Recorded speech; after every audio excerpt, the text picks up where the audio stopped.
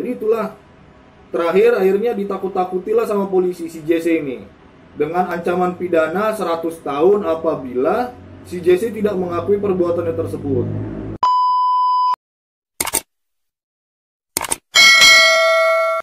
Sehingga pada keesokan harinya si JC dihadapkan kepada 7 korbannya ini guys, ya kan? Dan memang betul 7 korban ini membenarkan bahwasanya JC lah pelakunya yang telah menganiaya mereka bertujuh. Akhirnya 7 korban ini diminta keterangan untuk menceritakan kejadiannya kepada kepolisian di hadapan ibunya si JC juga. Tapi ya gimana lah, namanya ibu ya kan, sebandel-bandelnya seburu-burunya anak tetap anaknya juga ya kan. Dia nggak berterima guys ceritanya nih si ibunya si JC ini guys. Dia berkata kepada polisi bahwasanya anaknya ini anak yang baik, yang nurut sama dia. Dia nggak mungkin melakukan tindak kriminal apalagi sampai menyakiti orang lain. Anakku ini bukan monster pak. Jadi kira-kira begitu yang dibilang sama si ibu JC ini guys. Tapi polisi pun tidak peduli apa yang dibicarakan sama ibunya si JC ini guys. Ya karena memang fakta dan saksi juga serta korban juga sudah membenarkan bahwasannya si JC pelakunya. Akhirnya digiringlah si JC ini ke persidangan. Ketika persidangan berlangsung, si JC memang tidak bisa mengelak guys. Dia cuma bisa diam sambil menundukkan kepalanya guys. Nah, di akhir persidangan diputuskanlah oleh hakim bahwasanya si JC mendapat hukuman dengan mengirim si JC ke sekolah reformasi di Westboro. Jadi sekolah reformasi ini waktu itu tuh di Boston ini diperuntukkan khusus untuk anak-anak di bawah umur yang melakukan tindak kriminal kayak kenakalan, kekerasan atau sebagainya lah gitu. Jadi itu istilahnya penjara untuk anak-anak lah. Jadi di penjara tapi masih dapat pendidikan juga gitu guys. Selama di sekolah reformasi, si JC pun menunjukkan sikap baiknya dan perubahan yang signifikan. Dia hanya bisa menahan diri untuk tidak terpancing dengan tingkah-tingkah kawan-kawannya yang berada di sekolah tersebut. Jadi dia lebih memilih untuk menghindar lah guys. Lebih memilih untuk menyendiri, untuk menghindari masalah, ya kan? Jadi pada Januari 1874, kurang lebih 2 tahun kemudian, ibunya si JC menuntut pembebasan anaknya ini guys. Karena dia mengklaim pengakuan si JC itu dilakukan secara paksa dan dilakukan di tengah malam atau pada malam hari dengan kondisi yang tertekan si JC waktu itu. Akhirnya pihak pengadilan pun mengeluarkan apa ya? Jadi pihak pengadilan ini mengabulkan permintaan atau permohonan ibunya si JC ini dengan syarat si JC memiliki tempat tinggal yang layak untuk dia tinggali di kemudian harinya guys. Nah, jadi sebelum pembebasan diperiksa dulu lah sama orang pengadilan lah eceknya kan. Diperiksa dulu lah rumah si JC ini layak apa enggak nih rumah orang tua ini untuk ditinggali sama si JC. Dan ternyata memang layak guys untuk ditinggali. Di situ juga ibunya berjanji untuk melarang si JC keluar rumah ya kan. Setelah dibebaskan. Jadi benar-benar janji dia mau mantau si JC benar-benar lah gitu ibunya ini guys. Hingga pada akhirnya pada bulan Februari 6 Februari 1874 si JC pun dibebaskan dan dinyatakan telah melakukan rehabilitasi. Jadi dia sudah bebas lah guys dari sekolah reformasi itu pada tahun 1874. Karena memang hukumannya tadinya itu kan si JC ini kan dihukum untuk di sekolah reformasi ini sampai ulang tahun yang ke-18. Cuma akhirnya si JC hanya menjalani hukuman itu kurang lebih 1 tahun 7 bulan guys. Itu pun nggak nyampe 2 tahun gitu. Memang karena memang orang anak-anak kayak gini biasanya pandai berakting guys. Bisa dibilang psikopat lah ini ya kan. Jadi pandai kali berakting ini. Jadi dia tahu akan masalah ya berbuat baiklah dia di sekolah reformasi itu ya kan. Jadi setelah kebebasannya si JC pun menjalani hari-harinya ya seperti biasa. Dia memang tidak diizinkan oleh ibunya untuk keluar rumah kecuali untuk membantu ibunya menjaga toko mereka guys. Jadi mereka ini punya toko guys, kayak toko kelontong gitu lah ya kan. Yang jual berbagai macam bahan lah ya kan, baju, juga alat-alat tulis ya seperti itulah kira-kira. Hingga pada suatu ketika datanglah anak perempuan bernama Katie Curran ke toko tersebut untuk mencari alat tulis atau buku tulis guys. Nah gitu. Jadi Katie Curran ini usianya waktu itu sekitar 10 tahun. Jadi begitu sampai ke dalam toko, dia bertanya lah langsung sama si JC, di sini ada jual buku tulis nggak? Kira-kira gitu lah ya kan. Si JC pun nggak langsung menjawab, dia hanya terus mengamati aja nih si Katie Curran ini. Akhirnya si pegawainya lah yang bernama Rudolf Kor yang menjawab pertanyaan si Katie Curran ini dengan menawarkan diri untuk membantu si Katie Curran ya kan mencari barang apa yang dia cari. Cuma karena memang si Jesse ini udah mulai yang lain-lain otaknya kan, jadi matanya ini udah nggak bisa lepas lagi dari si Katie Curran ini guys. Mungkin di dalam hatinya, inilah korban selanjutnya nih yang cocok nih untuk dilakukan ini. Jadi dengan segala macam cara dia akhirnya nyuruh si Rudolf Kor ini pergi ke toko daging untuk sesuatu hal.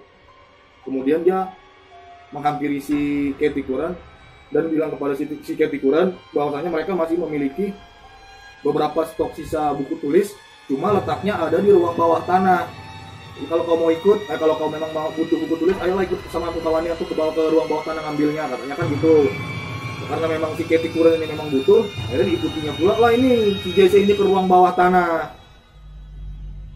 Dia nggak tahu dia bentar lagi mati itu gara-gara ngikutin si Jesse ya kan. Ternyata memang benar guys. Jadi ketika menuju ke ruang bawah tanah itu kan melewati sebuah lorong yang agak gelap guys ya. Gelap, kotor, berdebu ya kan. Dia nggak sadar si Katie Curran ini kalau si Jesse ini ternyata udah nggak ada di depannya lagi guys. Baru ngeh lah dia ini kalau si Jesse ini udah nggak ada di depannya lagi. Mulai panik lah si Katie ini kan. Mulai panik, dia mulai takut. Cuma udah terlambat guys, karena waktu itu entah dari mana datangnya, entah bagaimana caranya, tiba-tiba si Jesse ini udah tepat berada di belakangnya si Katie Curran. Jadi dengan gerak cepat ya kan, gercep ya kan, si Jesse ini langsung ya kan menggorok lehernya si Katie Curran menggunakan pisau, sampai-sampai banyak darah yang bercucuran dari lehernya si Katie Curran ini. Melihat kondisinya si Katie Curran, anehnya ini si Jesse malah tertawa puas guys. Ini memang sakit anak ini. Bukannya takut apa malah tertawa pula dia kan melihat si Katie Curran ini udah menggelepar-gelepar kayak ayam kayak gitu kan, kayak ayam mati gitu kan. Heran memang awalnya si Jesse ini pak. Jadi begitu selesai menggelepar-gelepar itu si Katie Curran ini kan dibawanya lah ke ruang bawah tanah yang paling bawah. Di sana ada sebuah lemari tua. Jadi rencana dia mau dirondokkan atau disembunyikan lah di belakang lemari itu ya kan. Cuma entah kayak mana otaknya memang ini si Jesse ini ya kan. Sebelum dirondokkan sempet lagi dimutilasi siapa ini si Katie Curran ini guys. Dimutilasi, disayat-sayat lagi tubuhnya, ditumbuknya lagi, ditunjangnya lagi, sampai dia benar-benar puas gitu guys si Jesse ini. Barulah dirondokkan ya kan, atau disembunyikan lah di belakang lemari itu. Kemudian ditutup-tutupnya lah pakai pasir atau abu-abu lah untuk menghindarkan mungkin nggak supaya agak tercium lagi tuh baunya kan. Jadi setelah kira-kira benar-benar tersembunyi mayat si Katie Curran ini, dia pun bergegas untuk membersihkan sisa-sisa darah yang berserakan di lantai tadi guys. Baru dengan tanpa rasa bersalah dia kembali ke atas menjaga toko dan melayani pelanggan lagi. Memang gila, memang udah kawan setan deh memang si Jesse ini ya. Sebenarnya bukan psikopat, bisa dibilang psikopat atau memang gimana? Nggak tahu lah aku ini. Rasa aku ini memang si Jesse ini udah kawan setan deh ini. Makanya nggak ada lagi otaknya itu. Jadi setelah kejadian si Katie Curran ini kan, selang sejam kemudian ibunya ini mencari anaknya kan, karena udah kurang lebih sejam lah ya kan, nggak pakai balik kan dari luar ya kan. Nah, dia mulai keluar rumah lah untuk mencari-cari si Katie Curran ini, sampai dia bertemu seseorang yang mengatakan bahwasannya si Katie Curran telah pergi mengunjungi toko Pomeroy. Nah, udah mulai curiga lah ini mamanya si Katie Curran ini kan, si Nyonya Mary Curran ini guys. Dia nggak langsung ke tokonya Pomeroy, tapi langsung pergi ke kantor polisi karena dia takut terjadi apa-apa sama putrinya tersebut. Cuma yang lucunya ini begitu sampai di kantor polisi hanya menanggapi laporan Nyonya Mary Curran ini dengan tertawa guys. Memang lucu juga memang di sini kisahnya ini. Jadi polisi mengatakan bahwasanya Jesse Pomeroy itu sudah tidak berbahaya lagi. Yang pertama, dan yang kedua, Jesse Pomeroy sebelumnya tidak pernah melaksanakan aksinya kepada anak perempuan. Ya memang betul juga guys, karena memang 7 korban sebelumnya itu tuh, korban penganiayaan itu anak laki-laki semua guys, nggak pernah perempuan. Nah, jadi polisi pun hanya ya sekedar berlalu begitu aja lah ya kan, nggak ditanggapi lah ya kan laporannya si mamanya si Katie Curran ini. Cuma keesokan harinya Katie pun masih belum kunjung pulang guys, sampai akhirnya Rudolf Kor berinisiatif untuk datang ke rumahnya si mamanya Katie Curran ini untuk memberitahukan bahwasannya betul anaknya kemarin sudah berkunjung ke toko keluarga Pomeroy. Gitu guys. Ya kan, tanpa banyak cakap lagi, tancap lah ini mamanya, ini cabut lagi kan ke kantor polisi kan, melaporkan lagi lah dan mengatakan kesaksian si Rudolf Kor ini. Cuma di situ memang polisi juga, memang tadi bilang ada gila-gilanya pun polisi pun nggak tahu lah. Mereka tertawa pula, mereka bilang si Rudolf Kor ini memang tukang ngibul katanya guys. Cuma nggak tahu lah kayak mana itu si polisinya itu ya kan. Cuma akhirnya tetap memaksa lah ini si Nyonya Mary Curran ini guys untuk istilahnya diadakan atau dipastikan dulu ke tokonya si Pomeroy ini. Ya akhirnya terpaksa lah ya kan, pergilah orang itu ya kan, mamanya si Katie Curran sama 2 orang polisi ke tokonya si Jesse Pomeroy. Sesampainya di toko kebetulan ada ibunya pula di sini guys, ada ibunya si Jesse ini guys. Jadi begitu melihat polisi datang ke tokonya, mamanya si Jesse ini udah pecut aja ya kan, mukanya ditengok kan. Jadi dia berpikir ada apa lagi nih, perasaan anakku nggak berbuat apa-apa ya kan. Jadi polisi ini pun nengok ekspresi mamanya si Jesse aja pun udah malas mereka ya kan untuk nanya-nanya ya kan, karena memang kan polisi udah malas lah istilahnya berurusan sama mamanya siapa ini, karena otot kali memang mamanya ini bahwasanya anaknya ini nggak berbuat jahat gitu. Sampai ada salah satu pengunjung toko yang bersaksi kepada polisi bahwasanya telah melihat Katie Curran kemarin dibawa oleh seorang pria menggunakan sebuah mobil. Nah, cepat-cepatlah langsung polisi itu mengambil keputusan bahwasanya kasusnya si Katie Curran ini ditutup karena menganggap si Katie Curran sudah diculik. Ya, saking malasnya kayaknya polisi memang berurusan sama keluarganya Pomeroy ini ya kan. Udahlah, akhirnya berlalu begitu aja lah ya kan. Kasihan lah ini mamanya si Katie Curran ini kan, nyari-nyari sampai dia mengadakan sayembara juga guys ini mamanya si Katie Curran guys. Bahwasanya barang siapa yang menemukan Katie Curran dalam keadaan hidup ataupun mati akan diberi imbalan $500 pada masa itu. Cuma ya memang mayatnya pun tadi mana disembunyikan siapa ya kan, ya nggak ada yang tahu ya kan.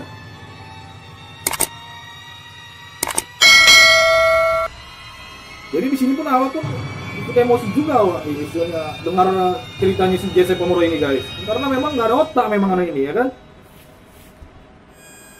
Udah begitu, setelah kasusnya si Katie Curran, si Jesse ini pun masih terus lagi untuk mencoba-coba ngebujuk-bujuk anak-anak kecil yang ada di sekitar situ guys. Sampai pada suatu hari, bertemulah dia dengan anak laki-laki berusia 4 tahun yang tinggal kebetulan di seberang tokonya ini sedang menuju ke toko roti.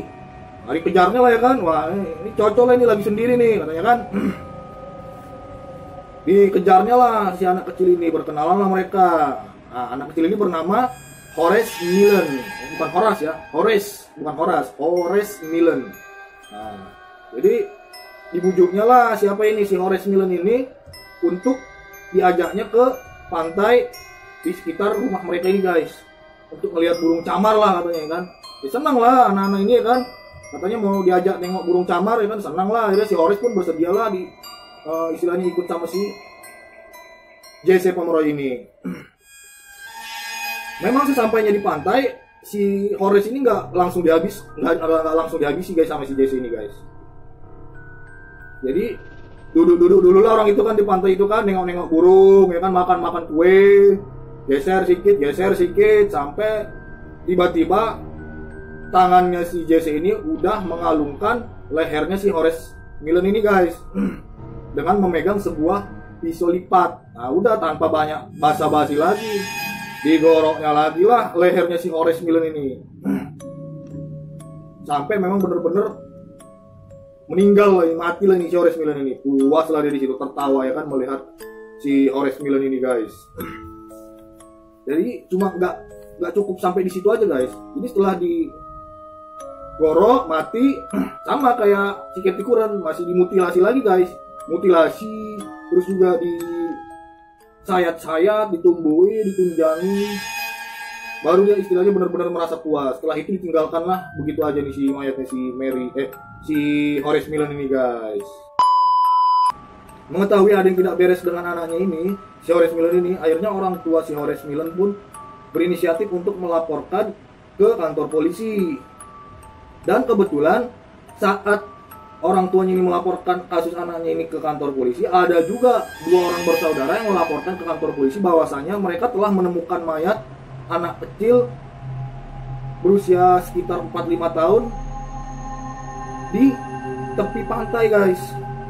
Udahlah, makin jadilah, udah berangkatlah langsung ini polisi ini sama kedua orang tuanya si Horace Miller ini. Dan memang betul setelah diidentifikasi, ternyata ini memang betul mayatnya si Horace Miller. Oh, tanpa basa-basi lagi ya kan, polisi juga langsung berpikir, wah ini udah kerjaannya si Jesse ini.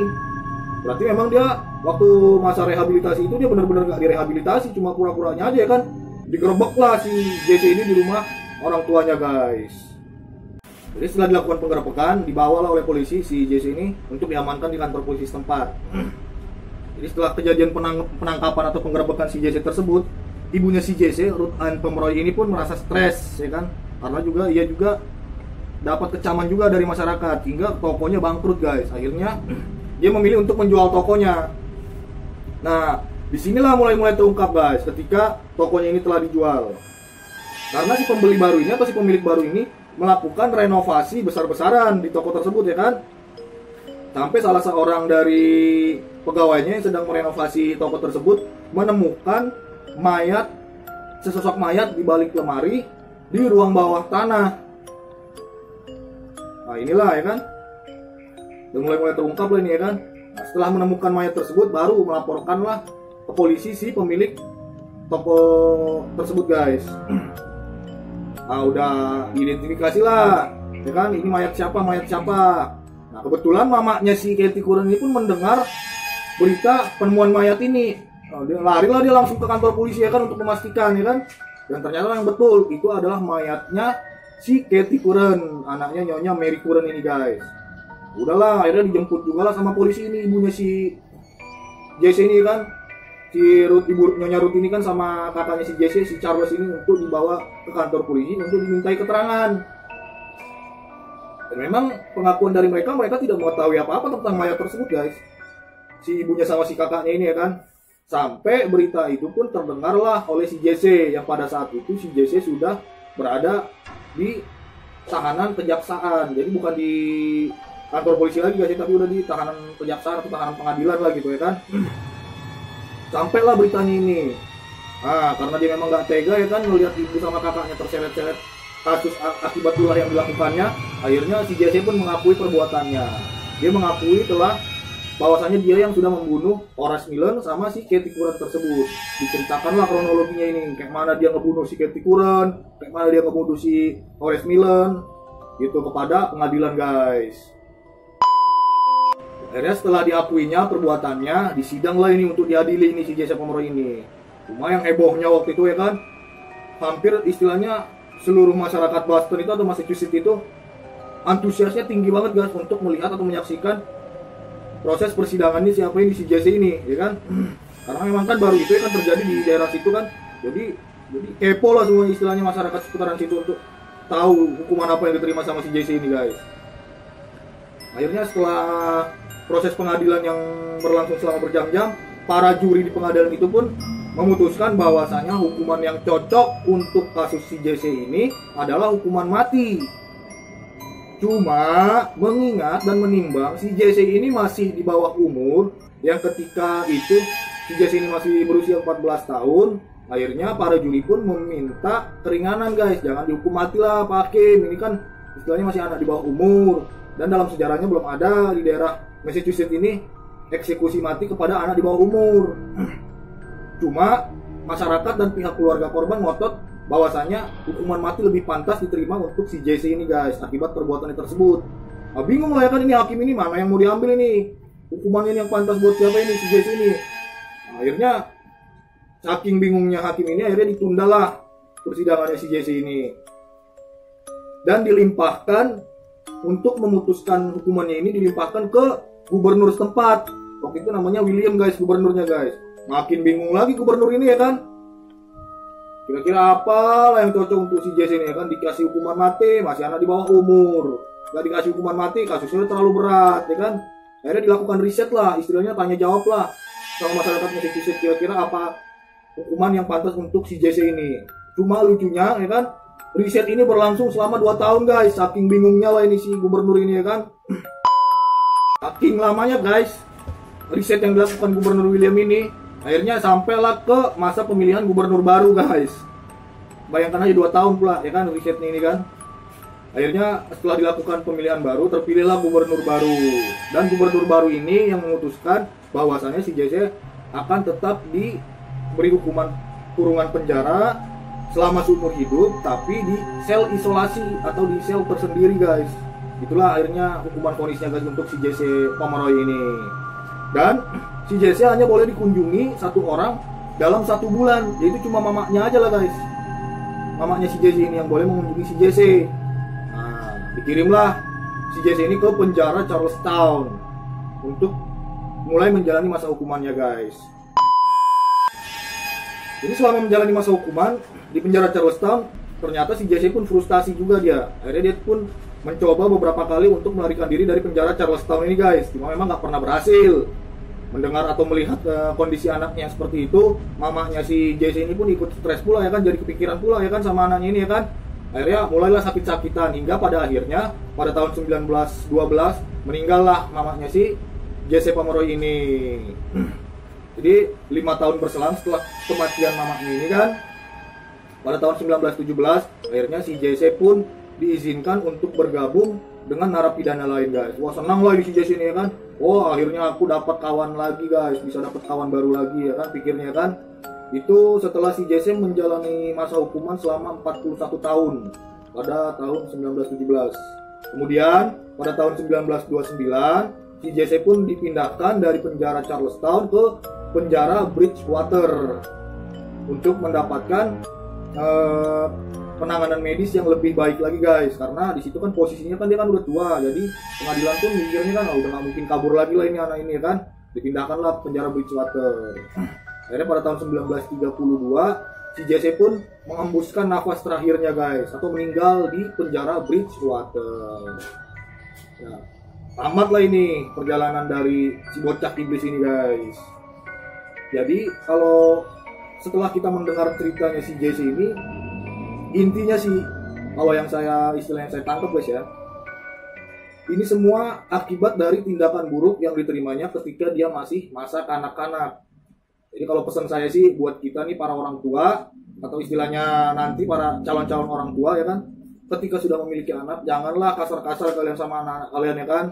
Jangan kalian bentak-bentak, jangan kalian marah-marah pula, apalagi sampai dipukuli. Boleh, itu nanti menyebabkan keterbelakangan mental kepada anak tersebut karena merasa tertekan batinnya. Takutnya nanti kayak si JC pula ya kan. Jangan. Jadi bagus-bagus lah. Biarkanlah istilahnya anak-anak kita ini merasakan atau menikmati masa kanak-kanaknya dengan begitu ceria guys. Karena itu memang kesenangan tersendiri buat kita guys ya. Jadi untuk di video kali ini cukup sampai di sini aja guys. Jangan lupa untuk komen buat kalian-kalian yang tahu lebih lengkap tentang ceritanya si bocah iblis ini. Jangan lupa juga untuk like and share juga nih video ini ke media sosial kalian guys, agar teman-teman kalian yang lain pun bisa tahu apa yang kalian tahu. Satu lagi, subscribe juga guys dan tekan loncengnya agar kalian istilahnya bisa mendapatkan informasi terbaru tentang video-video dari Kasat Mata yang akan membahas cerita-cerita menarik lainnya guys.